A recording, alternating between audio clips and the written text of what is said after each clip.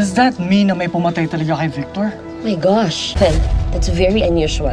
If you know Olivia, she never fails to roam around and brag about her family kapag may birthday party sila sa bahay. Pero that night, nawawala siya sa party. Bumalik lang silang dalawa when Victor delivered his speech. Pero baka may problema na nga sila ng gabing yun. Kinausap na ako ni Anthony regarding this. Also, kapag pumupunta ako sa finance department natin, hindi nila may bigay sa akin yung kopya ng budget. Yung The company is doing well, right? So wala tayong dapat alalahanin, di ba? as long With that, I would like to suggest something. Actually, napag-usapan na namin ni Anthony to. Kaya gusto sana namin i-propose sa inyo. Well, Actually, it's a good idea. Malaki na itulong ni Raquel sa mga farmers natin. And I think, hindi naman natapos yun na isang usapan lang. And after she solves the problem, si Raquel ang hinahanap ng mga farmers. So pwede siya maging bridge sa atin at sa mga magsasaka para maayos ang communication. that's